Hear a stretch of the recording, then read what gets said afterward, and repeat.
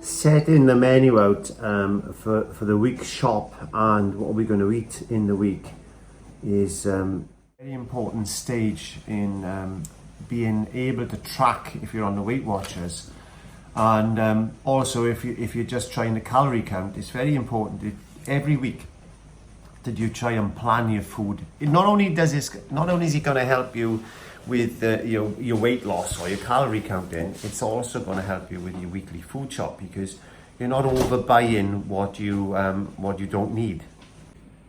So what I do is on a Friday, I normally plan my week's shop. Also, because it's shopping day, also what I'm going to eat during the week. Now, I don't include things like breakfast and snacks and lunch, because they are things that we can just build in, and we should always have the provisions in the store cupboard anyway, or the pantry or the fridge that we need. But I look for mainly our evening meals. So like this particular week, we're having chicken enchiladas. On a Sunday, we're just going to have jacket potato with salad, and the filling for that is going to come from the enchilada mix. So I'm not working too hard, and I'm only buying minimal. Monday then we're going to be doing like a mushroom, cashew and hoisin sauce, which is going to be a stir fry. And you notice I put the page numbers there, where these recipes are actually in the books that I'm pinching from, which I'll explain. Tuesday, courgette, lentil and beef lasagna with some microchips. Again, that's a little variation on a plan that I've got up in one of the cookbooks. On Wednesday, we're having leeks, goat's cheese and mushroom fattia with sweet potatoes. And again, that's marked as 82. Thursday then, we're having salmon and pasta with dill. And what I've got then on a Sunday, what I normally do on a Sunday is I make things for the week. So things like tomato soup, I'm going to make some curries which I'm going to freeze, I'm going to make some chili which I'm going to freeze, which we can add rice or whatever we want to.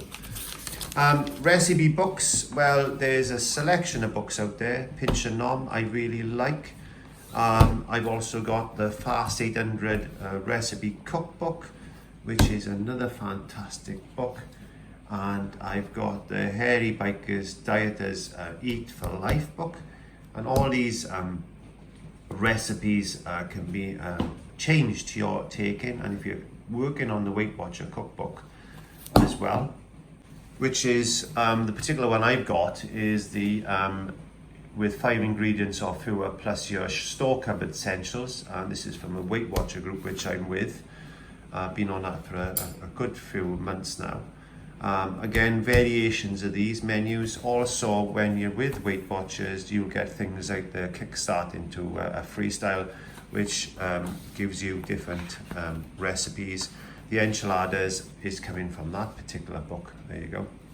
So what I mean is that they don't have to be set in stone. You can change those menus, and you can research if you are on the Weight Watcher app. You can research what points certain ingredients are. And if you're just calorie counting, it's a simple process of looking at the back of the packet or ingredients list, seeing what calories are per ingredient, and then basically calorie counting in that way. Because if we calorie deficient, we're always going to lose a little bit of weight.